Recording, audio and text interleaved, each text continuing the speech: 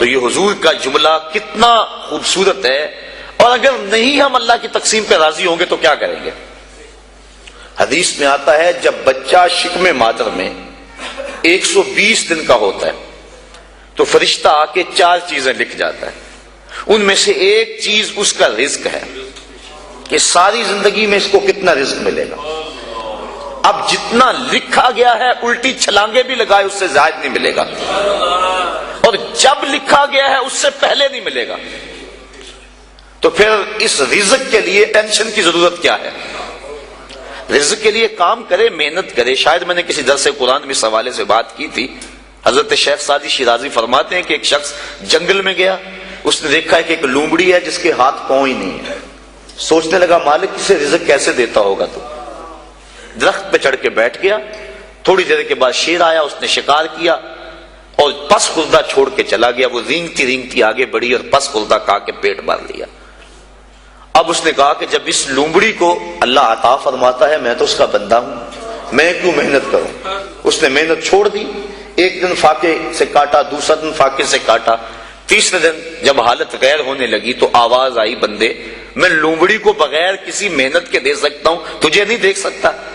تجھے بھی عطا کر سکتا ہوں لیکن لومڑی نہ بن، شیر بن. خود کما اور اوروں کو بھی کھلا، نہ کہ لومڑی کی طرح جو ہے بن کے بیٹھ جائے. یہ بھی حکم ہے محنت کرنے کا، لیکن محنت کرنے کا، سعی کرنے کا حکم ہے، ٹینشن لینے کا حکم نہیں ہے.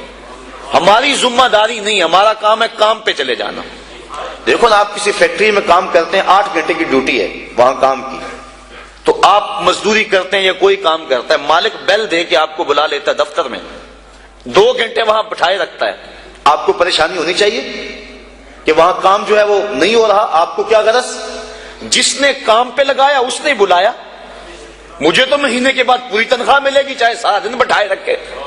تو ٹینشن نہیں ہوتی کہ 8 گھنٹے میرے پورے ہونے ہیں. جس رب نے رزق لکھا ہے وہ کہتا ہے چھوڑ کاروبار، حی علی الصلاۃ، حی علی الفلاح، آجا اب میری چوکھٹ پہ آجا. رات پڑ گئی اب سو جا، اب کام نہ کر. جس نے لکھا ہے، جس نے کام پہ لگایا ہے وہ کہتا ہے اب جمعے کی اذان ہو گئی ہے، اب کاروبار بازار البیع، اب چھوڑ دے کاروبار. تو اب جس نے کام پہ لگایا وہی تو بلا رہا ہے، اور ہم کہتے ہیں تیرے بلانے پہ نہیں آئیں گے.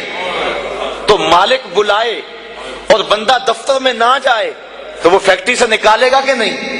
یا حالات کشیدہ ہو جائیں گے کہ نہیں؟ ٹینشن بنے گی کہ نہیں؟ تو اگر آسودہ رہنا ہے، فیکٹری میں کام بھی کرنا ہے تو پھر مالک سے بنا کے رکھنی ہوگی نا. اگر رزق اس کا کھانا ہے اور اس کی نہیں ماننی تو پھر ٹینشن تو ہوگی. پھر کہا جائے گا جی رزق بڑا ہے سکون نہیں ہے، پتہ نہیں کسی نے تویز ڈال دی ہوئے ہیں، کسی عامل نے جادو کر دیا ہوا ہے، پھر مصیبت بنی ہے. لیکن اگر اس کی مان لیں، جب کہتا ہے کام پہ جاؤ کام پہ چلے جاؤ، اور جب کہتا ہے مسجد میں آ جاؤ مسجد پہ آ جاؤ، اور جب کہتا ہے اب سو جاؤ اس وقت سو جاؤ، کہتا ہے اب تہجد ہوگی اٹھ کے مصلی بچھا لو، مصلی بچھا لو، جو کہتا جائے کرتے رہو، تمہیں ٹینشن نہیں ہوگی، زندگی کی بہاریں نصیب ہو جائے. حضور نے ارشاد فرمایا اللہ کی تقسیم پہ راضی ہو جاؤ، اللہ کی تقسیم پہ راضی ہو جاؤ، تم غنی بن جاؤ گے. تم گداگر نہیں رہو گے، تم گداگر نہیں رہو گے، غنی بن جاؤ گے. کروڑ پتی ہو کر بھی کمینے نہیں ہوگے. تمہاری جیب میں کچھ بھی نہیں ہوگا لیکن غنا کی سلطنت کے بادشاہ ہوگے. اس کی تقسیم پہ راضی ہو جاؤ.